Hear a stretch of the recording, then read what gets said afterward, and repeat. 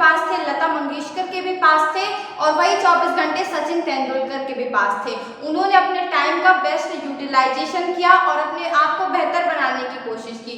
लेकिन हम क्या कर रहे हैं, हम अपना टाइम कंटिन्यू वेस्ट करते चल रहे हैं। और एक बात हमेशा याद रखना कि आप समय के साथ सुधर जाओ, नहीं तो अगर समय आपको सुधारेगा तो बड़ी तकलीफ होगी।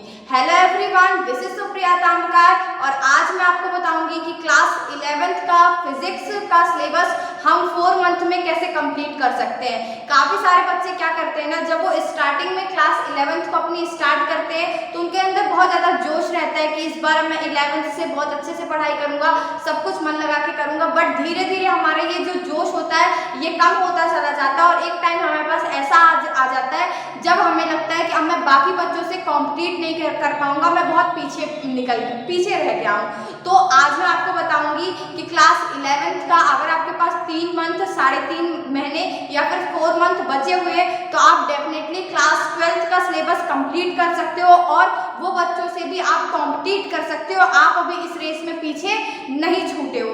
और अगर आपको ये चीज़ लग रहा है कि दीदी या फिर मैम आपको 10-10 घंटे पढ़ने के लिए बोलेंगी कि 10 घंटे पढ़ोगे तभी तुम्हारा फिजिक्स का सिलेबस होगा, मैं ऐसी कोई भी चीज़ आपको नहीं बताने वाली हूँ। मैं सिर्फ आपसे इतना कहूँगी कि अगर आप डेली कंसिस्टेंट बेसिस पे रेगुलर अगर आप फिजिक्स को 2 से 2.5 घंटे डेली दे के पढ़ाई करना स्टार्ट कर दोगे तो अभी भी आप अपना सिलेबस आसान तरीके से कंप्लीट कर सकते हो। हमारी फिजिक्स में क्लास 11th में टोटल 15 चैप्टर्स होते हैं, और इनमें से कुछ चैप्टर्स आसान होते हैं और कुछ चैप्टर टफ होते हैं। जैसे कि चैप्टर 1 जो है हमारा फिजिकल वर्ड, ये फिजिकल वर्ड तो मैंने यहाँ आपको 2 दिन पढ़ने के लिए दे दिया है, लेकिन आप इस चैप्टर को 1 दिन में भी पढ़ सकते हो। इसमें बेसिक सी चीजें हैं, फिजिक्स की क्या डिफाइन होती है, केमिस्ट्री की क्या डिफाइन होती है, यही सारी चीजें इस चैप्टर में बताई गई हैं। और अगर हम एग्जाम पर्पज से देखें तो कभी कभार तो इस चैप्टर से एक भी क्वेश्चन आता भी नहीं है। तो फर्स्ट चैप्टर तो आप 1 दिन में रात में अगर सोने जा रहे हो तो एनसीईआरटी अपनी बुक उठाना, तो रीड कर लेना, तो आपका फर्स्ट चैप्टर डन हो जाएगा। चैप्टर नंबर 2 जो आता है यूनिट एंड मेजरमेंट, इस चैप्टर को मैंने आपको 3 डेज दिए हैं, जो कि एक सफिशिएंट टाइम है इस चैप्टर को कंप्लीट करने के लिए। यूनिट्स एंड मेजरमेंट टॉपिक में चैप्टर में मेनली हमारे कौन कौन से टॉपिक्स इंपॉर्टेंट हैं, जैसे हमें डायमेंशन निकालने के लिए कह देगा, 2 फॉर्मूले दे देगा और बोलेगा कि इन दोनों के डायमेंशंस कंपेयर करो। ये सारी चीजें इस चैप्टर में हमसे पूछी जाती है। सिग्निफिकेंट फिगर, जितने सिग्निफिकेंट नंबर ऑफ फिगर्स रहते हैं, ये सारी चीजें इस चैप्टर में हमसे पूछेगा, जो कि बहुत ज़्यादा आसान है। आपको इस चैप्टर में भी कोई भी दिक्कत नहीं जाएगी, बहुत ज़्यादा बेसिक स्टार्टिंग के। तो फिजिक्स में जो चैप्टर 1 है और चैप्टर नंबर 2 है बहुत ही ज़्यादा बेसिक है, और 5 दिन में आप 2 चैप्टर को आसान तरीके से कंप्लीट कर सकते हो। अब आता है हमारा chapter number 3, motion in straight line. जो चीज़ें हम लोगों ने क्लास 9th में पढ़ रखी थी, स्पीड क्या होती है, वेलोसिटी क्या होती है, एवरेज स्पीड क्या होती है, हमारा एक्सेलरेशन क्या होता है, ये सारी चीज़ें फिर से हम चैप्टर नंबर 3 में पढ़ रहे होंगे, ठीक है। तो इसीलिए मैंने आपको यहाँ पे 9 डेज का टाइम दिया है कि जिस भी बच्चे से 9th में स्पीड वगैरह का कॉन्सेप्ट उसे बिल्कुल भी नहीं आता था, कौन सी क्वांटिटी हमारी स्केलर होती है, कौन सी क्वांटिटी हमारी वेक्टर होती है, ये सारी चीज़ें आप आराम से ये 9 दिन में पढ़ सकते हो। और इस चैप्टर से याद रखना, पेपर में ग्राफ वगैरह भी पूछे जाते हैं, इसीलिए जो वेलोसिटी टाइम ग्राफ होता है, एक्सेलरेशन टाइम ग्राफ होता है, डिस्प्लेसमेंट टाइम ग्राफ होता है, ये सारे ग्राफ को आप अच्छे से याद करके अच्छे से प्रैक्टिस करके जाना, क्योंकि जब ग्राफ एग्जाम में आए ताकि आप उसमें मिस्टेक ना कर रहे हो। फिर चैप्टर नंबर 4 आता है मोशन इन प्लेन। इसमें मैंने चैप्टर नंबर 4 में आपको मैंने 10 डेज दिए हैं, क्योंकि इस चैप्टर में काफ़ी सारी हम नई चीज़ें सीखते हैं। जैसे कि इस चैप्टर में हम पढ़ेंगे कि जो हम डिफरेंशिएशन, कोई भी एक इक्वेशन रहती है उसको अपन डिफरेंशिएट कैसे कहते हैं, डिफरेंशिएशन का, वैसे मैथ्स वाले जो बच्चे हैं वो टोटल डिफरेंशिएशन जो हमारा पार्ट है वो क्लास 12th का पार्ट है, लेकिन वो डिफरेंशिएशन का पार्ट हमारे चैप्टर 4 में यूज होता है, जो कि चिंता मत करो, आप लोग के सर ने आप लोग को पढ़ाया भी होगा। तो डिफरेंशिएशन वाला पार्ट काफी बच्चों को दिक्कत जाती है, डिफरेंशिएट कैसे कहते हैं वो करते हैं वो लोगों को नहीं बनता, इसीलिए मैंने आपको चैप्टर 4 को कंप्लीट करने के लिए 10 डेज दिए हैं ताकि आप इसे आराम से आसान तरीके से समझ के आगे कर सको। फिर चैप्टर नंबर 5 हमारा आता है लॉज ऑफ मोशन। इस चैप्टर में हम मेनली न्यूटन्स के 3 लॉ के बारे में पढ़ेंगे, first law, second law and third law, और मेनली इन 3 लॉज से ही इस चैप्टर में क्वेश्चंस आ जाते हैं। और इसके बाद हम मोमेंटम वगैरह के भी बारे में पढ़ते हैं, कंजर्वेशन ऑफ मोमेंटम कैसे होता है, तो ये सारी चीजें आपको इस चैप्टर में पढ़ने मिलेंगी। और इस चैप्टर को भी आप आसान तरीके से, जो हमारा कोलिजन वगैरह पार्ट होता है कि कैसे दो जो कार रहती हैं, एक हैवी और एक जिसका कम वेट हो, ऐसे वर्क कोलिजन्स में भी रहते हैं और कोलिजन वाले पार्ट से भी काफी बार क्वेश्चन आ जाता है। इसीलिए मैंने आपको इस चैप्टर कंप्लीट करने के टोटल 12 डेज दिए हैं। आप देख रहे हो कि मैं यहाँ पे हर एक चैप्टर को सफिशिएंट टाइम दे के चल रही हूँ, सफिशिएंट अमाउंट ऑफ टाइम मैंने हर एक चैप्टर को दिया है ताकि आप जब इस शेड्यूल को फॉलो करो तो आपको ऐसा ना लगे कि दीदी ने बहुत ही ज़्यादा टफ शेड्यूल बना दिया है। आसान तरीके से सब कुछ करने की कोशिश करते चलोगे, रेगुलरली पढ़ाई करते चलोगे तो डेफिनेटली क्लास 11th की फिजिक्स आप आसानी से कर लोगे।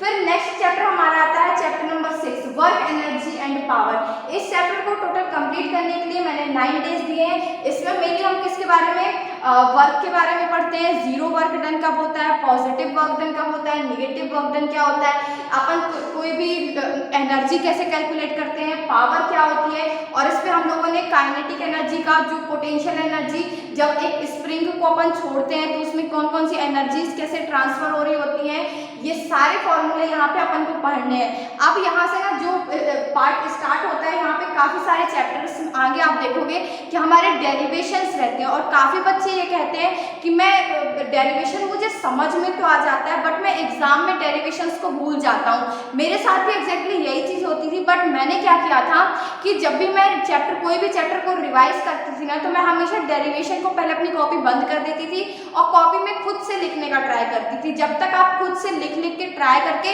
डेरिवेशन को नहीं बार बार प्रैक्टिस करोगे तब तक आपको डेरिवेशन नहीं बन सकते।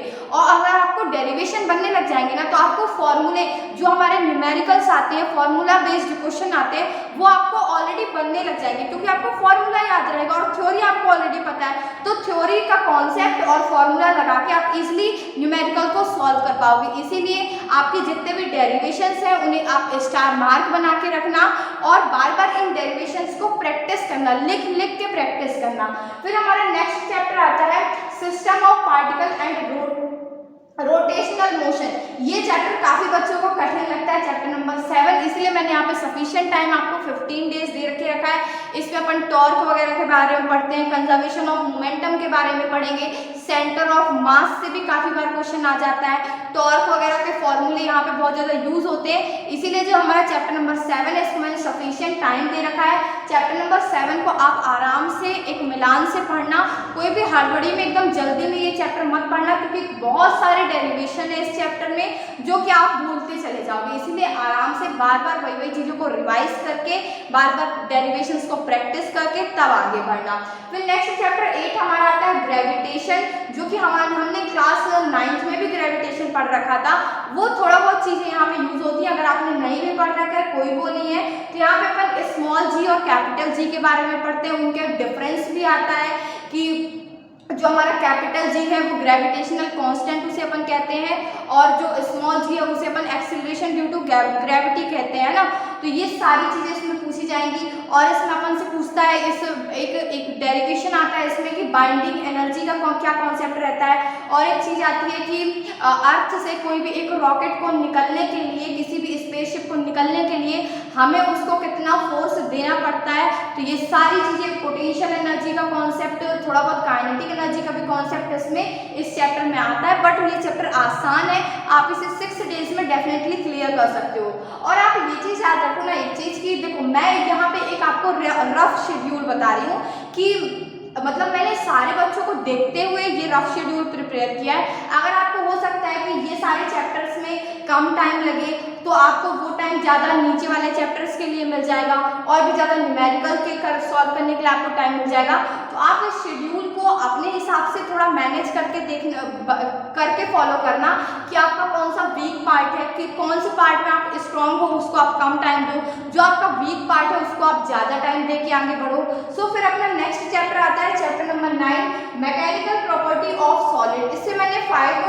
5 डेज दिए, क्योंकि इस चैप्टर में इतना ज़्यादा कुछ नहीं है। लेकिन जो इसके बाद वाला नेक्स्ट चैप्टर आता है मैकेनिकल प्रॉपर्टीज ऑफ लिक्विड, इस चैप्टर से मेनली न्यूमेरिकल्स बहुत ज़्यादा पूछे जाते हैं। बर्नौली थ्योरम वगैरह जो होती है उस पर न्यूमेरिकल्स भी आ जाते हैं और कई बार उसका डेरिवेशन भी आ जाता है। तो इसीलिए इस चैप्टर को थोड़ा सा ध्यान देके पढ़ना, ठीक है। फिर नेक्स्ट चैप्टर हमारा आता है chapter number 11 thermal property of matter. जो इसमें अपन क्या पढ़ेंगे, जो हमारे मैटर होते हैं वो कैसे एक्सपेंड करते हैं, वो कैसे उनकी जो वो रहती है प्रॉपर्टीज क्या क्या रहती है, ये सारी चीज़ें अपन इस चैप्टर में पढ़ रहे होंगे, जिसके लिए मैंने आपको 6 डेज दिए हैं। फिर इसके बाद नेक्स्ट चैप्टर आता है चैप्टर नंबर 12 जो कि हमारा थर्मोडायनेमिक्स। अब अपन ने थर्मोडायनेमिक्स केमिस्ट्री में भी पढ़ा है और थर्मोडायनेमिक्स सेम चैप्टर का नेम हमारा यहाँ भी रहता है। तो यहाँ पे अपन फर्स्ट लॉ ऑफ थर्मोडायनेमिक्स पढ़ेंगे, सेकंड लॉ ऑफ थर्मोडायनेमिक्स पढ़ेंगे और कैलोरीमीटर के भी बारे में यहाँ पे अपन पढ़ेंगे और हीटिंग इफेक्ट वगैरह से भी काफ़ी बार क्वेश्चंस आ जाते हैं। बट मेनली यहाँ पे फर्स्ट लॉ ऑफ थर्मोडायनेमिक्स और सेकंड लॉ ऑफ थर्मोडायनेमिक्स से ही क्वेश्चन पूछे जाते हैं। फिर अपना नेक्स्ट चैप्टर आता है चैप्टर नंबर 13 काइनेटिक थ्योरी, जिसके लिए मैंने आपको 5 डेज देके रखे हैं, जो कि मुझे लगता है एक सफिशिएंट टाइम है, क्योंकि काइनेटिक थ्योरी में कोई भी ऐसा इंपॉर्टेंट कॉन्सेप्ट, बहुत ज़्यादा टफ कॉन्सेप्ट नहीं है जो आपको समझ में ना आ सके। काइनेटिक थ्योरी का हर एक कॉन्सेप्ट आसान है, वो आपको आसान तरीके से समझ में आता चलेगा। फिर नेक्स्ट चैप्टर हमारा देखो आता है ऑस्किलेशन, और इस चैप्टर में मुझे थोड़ा सा समझने में दिक्कत गई थी, क्योंकि ना वेव्स वगैरह मुझे समझ नहीं आ रहा था। तो इसीलिए मैंने इस चैप्टर में यहाँ पे 8 डेज दिए, बट 8 डेज सफिशिएंट टाइम है, आप इसे कंप्लीट कर सकोगे। फिर इस चैप्टर 15 हमारा आता है वेव्स, यहाँ पे भी मैंने 8 डेज दे रखे हैं और यहाँ पे अपन क्या सुपरपोजिशन ऑफ वेव्स पढ़ेंगे कि जो दो वेव्स रहती हैं वो कैसे एक दूसरे के ऊपर से चल के क्रॉस होती हैं, उसका अपन पूरा एंगल वगैरह भी देखेंगे, उसका जो अपन ग्राफ बनाते हैं वो भी अपन पूरा देखेंगे। और इस चैप्टर में डॉपलर्स इफेक्ट भी आता है, जिससे डॉपलर्स इफेक्ट से काफ़ी बार एग्जाम में क्वेश्चन पूछा गया है और उसे आप ध्यान से पढ़ना। सो आई होप आपको ये क्लियर हुआ होगा कि कितना क्या ऐसा कौन सा हम शेड्यूल फॉलो करें, कौन से चैप्टर को अपन कितना टाइम दें, ताकि हम 4 मंथ में अपने क्लास 11th फिजिक्स का सिलेबस आसान तरीके से हर कॉन्सेप्ट को समझ के अच्छे तरीके से कवर कर सकें। सो अगर आपको ये चीज़ें समझ में आई हैं तो प्लीज़ इस वीडियो को लाइक करो, मेरे चैनल सुप्रिया ताम्रकार को सब्सक्राइब करो and do share this video with your friends. Thank you for giving me your such precious time for listening me.